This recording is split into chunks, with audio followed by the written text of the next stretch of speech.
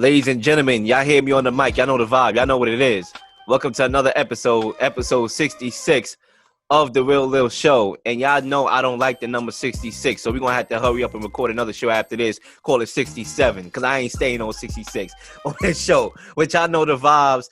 And I just want to say to everybody, I haven't been posting on the YouTube channel as late because I've been very busy. I just got a radio show that I'm working on right now, so it has taken my time away from the YouTube. But if y'all want to see me on the YouTube more frequently, all I'm going to need y'all to do is like and subscribe. And once the traction start coming in, I'll be able to be even more motivated to take my time out for the YouTube channel. So definitely like and subscribe and share this video with a friend before we even get started. Hit that like button more than 1 or 2 times. Well, hit it once. Because if you hit it again, that means it's going to be unlike. So hit it one time, and then we keep it moving and send that video to a friend that know a friend that want to know a friend that know a friend to the end. Ladies and gentlemen, let's begin. It's your boy Real Leel, and I'm joined by the one and only Dean.O.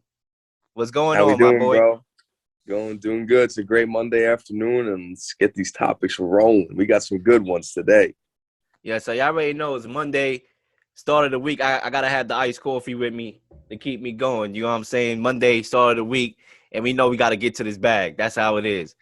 But might as well start it off. Our first topic that we have here on the agenda: Francis Ngannou upset Stipe in a heavyweight showdown this past Saturday via TKO, round number 2. Dean.O, when this went down, what was your initial reaction? Well, my initial reaction was, Ngannou caught Stipe at the right place in the right time. He hit Stipe with, I believe he knocked him down originally. I think it was a clean left hook to the right to Stipe's chin, sent him down the first time. And then Stipe rattled him a little bit with a shot to the temple, but Ngannou wasn't really that rattled. So then when Stipe came in, he had his hands down, and then Ngannou caught him again. I think he caught him on the chin a second time, and that was the end of the fight. Ngannou looked more technical this time around than he did the first time against Miocic, and his power was on full display. So it was a good win for Francis Ngannou. But I don't know how long his championship reign is going to last, because I think that in a trilogy fight with Miocic, I think it could still go either way. And I also believe that John Jones could beat John Jones could beat Francis in a heavyweight fight. I think John Jones is so crafty. He can fight in both stances, and I think he would give Francis a lot of problems. So I think it's going to be very interesting to see where he goes, Francis, after this fight. But I think he could have a short title reign depending on who he goes up against. I mean, he lost to Derek Lewis the first time they fought. I mean, they didn't throw any punches in that fight. It was very boring and did not live up to the hype whatsoever. But I think Derek Lewis could give Francis some problems as well. So, I mean, it'll be interesting to see what happens. But I don't know. What do you think, bro? Yeah, first of all, I just want to give credit to both fighters because I was impressed.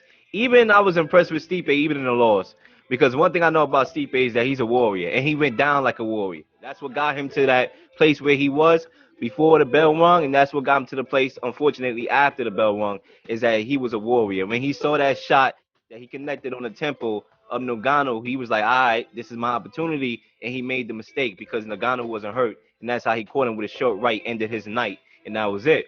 But I want to give a shout out to Francis Ngannou because I heard the story. I heard the upbringing. I know it wasn't easy. This guy at one point was living in the woods like he was Wolfman, and that's crazy. To be honest with you, having that background, I was rooting for him to win because I want to see people like that got a lot to prove win. And I just knew when I saw it from the opening tap, as soon as the bell rung, I said he changed up the game plan. He learned a lot in that first fight against Stipe. And that's why when we go to boxing, all these sports where you lose one fight and people like to end your career, we need to stop doing that. Because how many times do we see in UFC and in boxing somebody lose, a great fighter lose, and that only makes them better from there on? So that was more evident than yesterday. When he lost that first fight, people wasn't giving him that much of a chance to win this fight. And guess what? Right off the opening tap, the takedowns, everything was improved, and he was a better version of himself, and that loss made him more hungrier, and that's why he's the heavyweight champ today. Yeah, I agree. I mean, Francis fought a lot better fight this second time around, and when he lost to Stipe the first time, he was very winded after the first round. And, then he lost to Derek Lewis. It was 2 in a row he lost. I remember people were counting him out, but I was like, can't count on a guy who has that much natural power. Like, he could just change the fight. All he needs is one shot in your chin, your lights out. And Francis is, respect to him, he's a champion. He deserves it. But we'll see what happens in the future. I do think his next fight could be against John Jones, depending on what Dana White wants to do. And I think I got to go with my boy Johnny Bones Jones on that one. I think John's the GOAT. He's too good, and I think that John would beat Francis. But we'll see what happens. We'll see who he fights next. Probably a ways away, so I'm looking forward to it. We'll see what happens. And one thing I would say to people is the don't count out Stipe, because we saw it. He lost to DC, and you know what happened the second fight. It was 4 different than the first fight. So he's a warrior. He's going to come back stronger. He already said on Instagram he deactivated from the game plan at hand, and it showed. I could see that he deactivated from the game plan, and I know he's bothered by this, but you can never count out that guy. He's a Russian warrior. That's what he is. Yeah. But look, the UFC is in the hands of Africa now. You got Israel Adesanya. You have Usman. You have 3 guys with the belts in UFC from Africa. So Africa right now is doing it big. It's very crazy, man. UFC is definitely moving up my list, and I'm going to get into that list of my top sports because I have a bone to pick with a particular sport that we're going to get to later on in the show. But UFC is definitely moving up my ladder these days because, listen, we get in the fights. We get in the fights that we want to see for the majority, definitely more than boxing, I believe. And that's what makes UFC what it is, so definitely. Headed to boxing real quickly here. Dillian Whyte defeats Alexander Povetkin. Round 4, knockout. Dean.O. Dillian Whyte, man, this is a guy that, the first fight, he was winning the fight. He got caught with an uppercut that he didn't see. And we all know he was the better fighter. Alexander Povetkin is way out of his prime. It was a major hiccup. He had to wait this whole time to actually get back in the ring and fight Alexander Povetkin, and I just knew he was motivated. He was running away with this. When you do something, for example, I'm gonna take this example.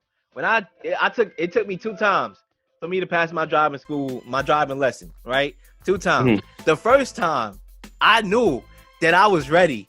I was out here talking smack. When I got to the place, I'm like, yo, boy, my friend, I'm gonna pick you up right after I pass this exam. I just knew I was gonna pass it the first time because I felt prepared. I was ready, and then I kind of messed up with the parking a little bit, messed me up, and I was like, I can't wait to that second time because I'm not gonna make that same error again.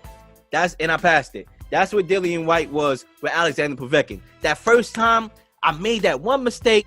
I knew I had to fight. I knocked him down a couple times. I just got caught with the uppercut, rather. In this fight, I'm going to make sure I put him out early. And he could have got him out in the first round if he wanted to.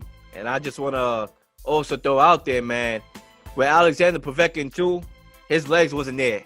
His legs wasn't there in that whole fight. I mean, the brother was literally, I don't know what happened in training camp, but the brother had no legs. He looked like he was fighting off his back foot. I mean, he went down a couple times. His legs was gone. And Dillian Whyte just made easy money. The body snatcher, what they call him, with the body shots. Right. I think, where do you think Dillian Whyte goes from here after? Do you think he could possibly fight Wilder after this? They need to. I think that's the only.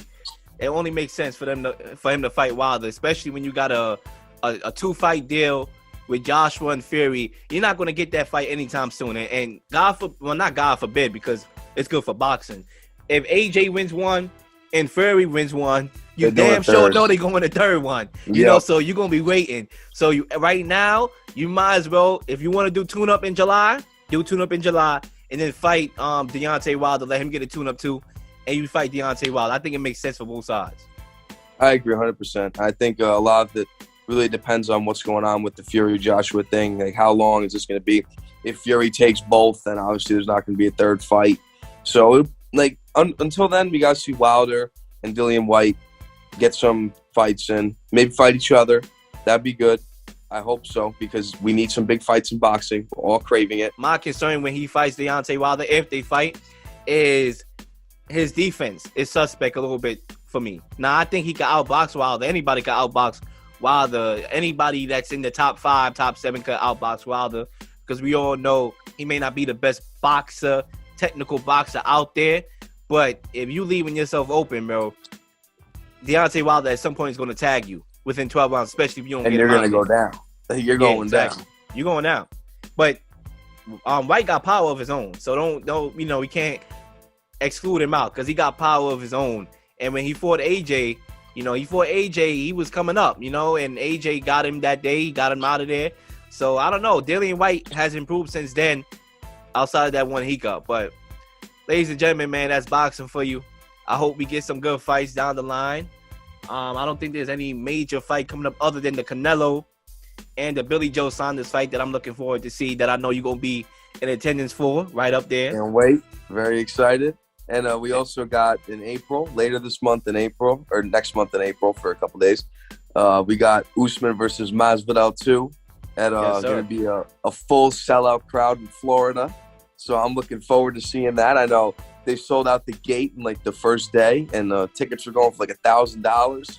So I'm very excited to see that. And we got towards the end of April, beginning of May, we got some good fights coming our way. So I'm excited.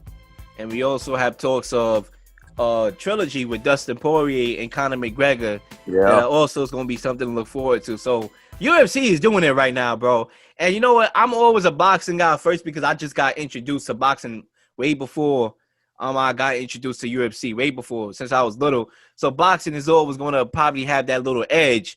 I just knew you before. But I'm telling you, bro, UFC is moving up my ladder, and it's challenging boxing simply because we get in fights that we need to see, unlike boxing, which is we got to take it while they come. Exactly. And that's what really boils down to at the end of the day.